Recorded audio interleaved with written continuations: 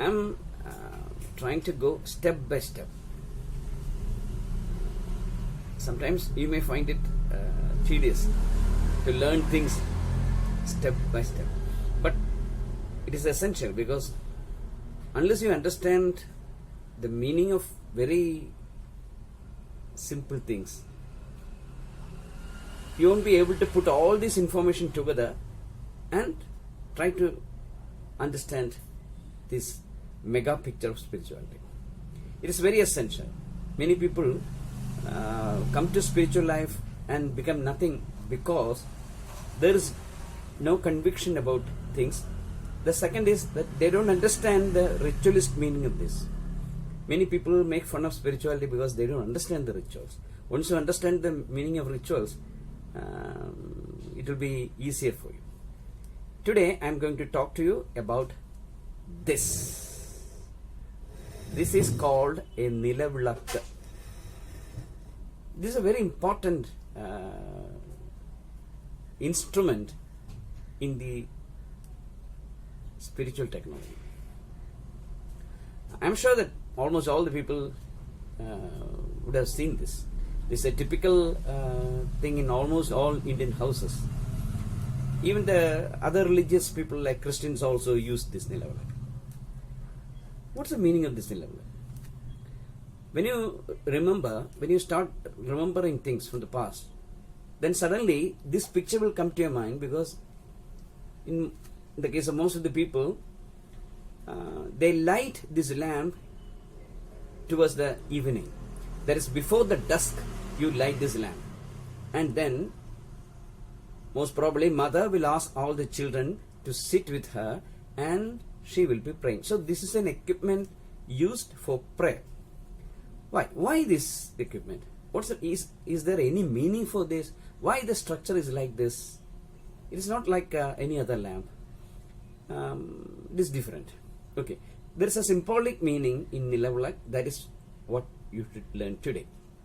See this. This has a base, right? A base like this.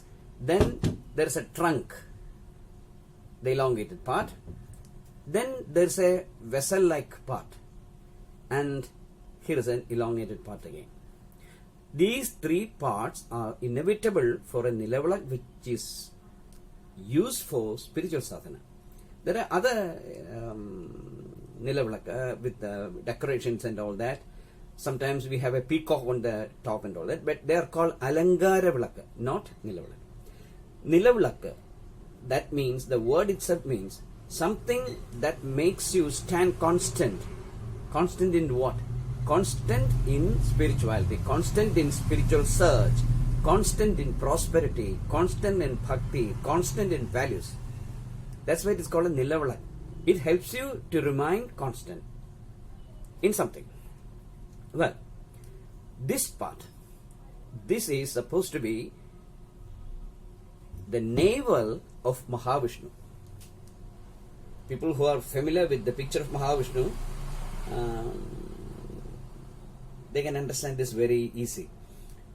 Mahavishnu is the Lord or Devata of preservation.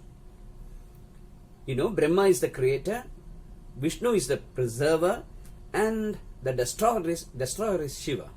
So, it is said in Puranas, it is from the navel of Mahavishnu that Brahma comes. And just like an umbilical cord or something like that. And then there is a lotus. And then in that lotus sits Brahma, the creator.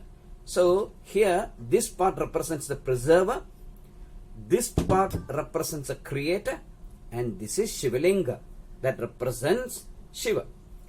Shivalinga means the storage of energy, or the word Linga means with something that we recognize something. That is the word of Linga. Lingatta is a lingam. That means Swayam, that is, it has energy of itself. That is Lingatta is a lingam. Or it is something that we used to say that it is this.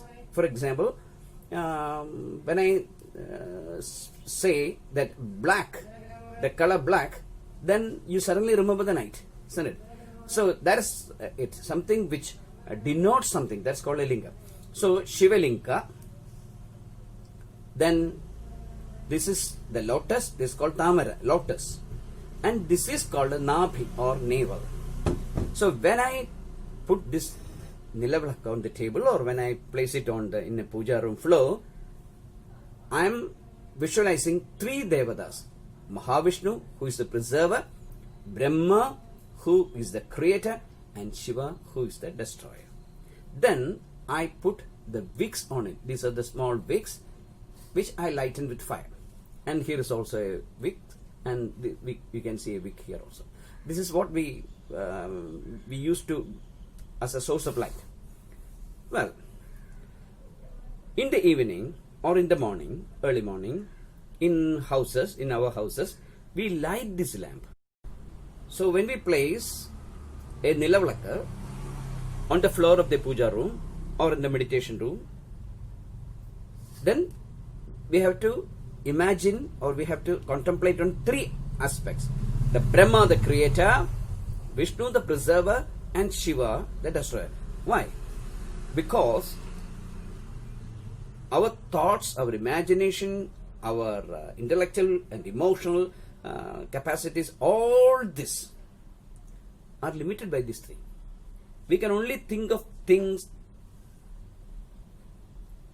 which were created at a particular time, and it continues like that for some time, and then ends at another time. Think of anything you can imagine. You imagine anything, or think of anything, contemplate on anything, that will have these three aspects: the creation, the preservation, and the destruction. So our thoughts and emotions and imagination ends there. That's our limitation. So the yogis meditated on these limitations. They went into deep meditation into themselves and asked the question, who created this world? Then the Brahma's four-dimensional picture appeared in their monitor. That's why they call it Brahma. He's a creator. That's how they know it. Well, not only one person. All the yogis from generation to generation have seen this. And when they went deep into preservation, they found Mahavishnu lying in Palari. It is said that he is always lying in yoga nidra, yogic sleep, in Palari. And when they went deep into destruction zone, they found that the whole thing is destroyed by Shiva, the Mahadeva. So we have these three here in the Nilavilakku, and then we have three wicks. Well, for a sadhaka, three things are essential. One, he should have the knowledge. Then this is Saraswati. This is for Saraswati, the goddess of knowledge. And this is for Lakshmi, the goddess of prosperity. And this is for Bhadra or Parvati. She is the goddess of health and security and all that. Any spiritual student or any person in this world needs these things, three things. So a sadhaka travels through the path of spirituality alone. He is always alone. There is no one running in your life. You are absolutely alone. And when you travel through the path of spirituality, these three devatas should bless you. So Saraswati, the Devi of Brahma, Lakshmi, the Devi of Vishnu, and Parvati, the Devi of Mahadeva. You seek your blessings every morning and evening, if possible, at least morning and evening. If not possible, at least spend some time lighting this Nilavilakku in your room or in your puja room, meditation room, whatever that is, and sit in deep meditation, meditating on Brahma, Vishnu and Shiva. And I will show you again. This is Vishnu's navel. This is the place where we pour the oil. This is the lotus of Brahma, and this is the Shiva Linga. So you know that Shiva Linga is the source of energy. It is this energy that is used to change everything. That is Mahadeva's business. Well, and Brahma, his wife Saraswati, Vishnu, his wife Lakshmi, and Mahadeva, his wife is Bhadra or Parvati.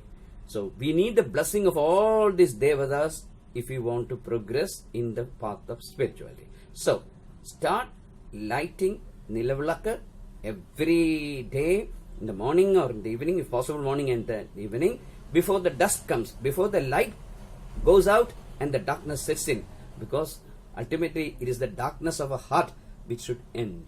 We want to go into light. Asatoma Sadgamaya Tamasoma Jyotirgamaya, from darkness to light. That is the aim of any spiritualist in the world. So, let's have that Nilavilakku in our house from today, every day, bowing to this concept.